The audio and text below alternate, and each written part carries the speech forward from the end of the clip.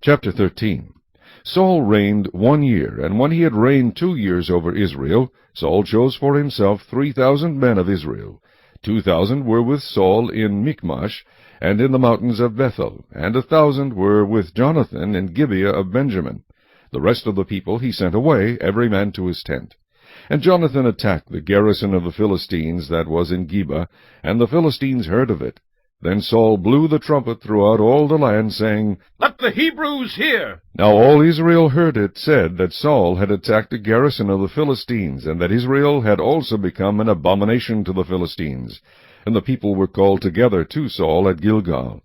Then the Philistines gathered together to fight with Israel, 30,000 chariots and 6,000 horsemen, and people as the sand which is on the seashore in multitude. And they came up and encamped in Michmash, to the east of Beth-aven.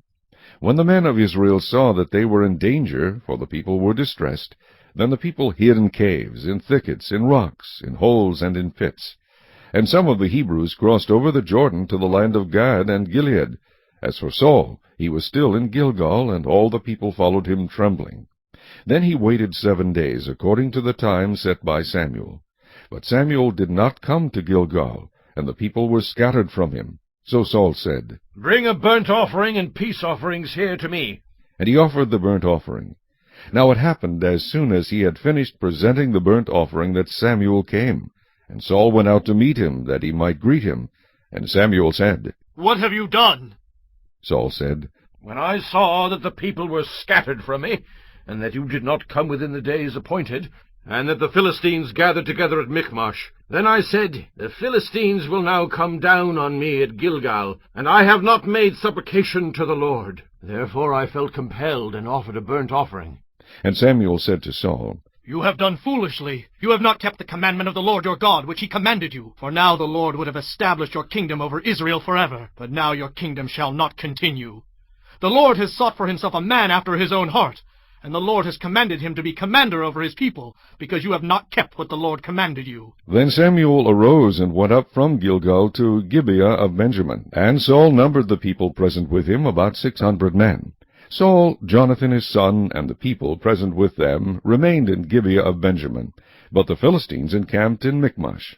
Then raiders came out of the camp of the Philistines in 3 companies. One company turned onto the road to Ophrah, to the land of Shual. Another company turned to the road to Beth-horon, and another company turned to the road of the border that overlooks the valley of Zeboim, toward the wilderness. Now there was no blacksmith to be found throughout all the land of Israel, for the Philistines said, Lest the Hebrews make swords or spears. But all the Israelites would go down to the Philistines, to sharpen each man's plowshare, his mattock, his axe, and his sickle. And the charge for a sharpening was a pim for the plowshares, the mattocks, the forks, and the axes, and to set the points of the goads. So it came about on the day of battle that there was neither sword nor spear found in the hand of any of the people who were with Saul and Jonathan. But they were found with Saul and Jonathan his son. And the garrison of the Philistines went out to the pass of Michmash.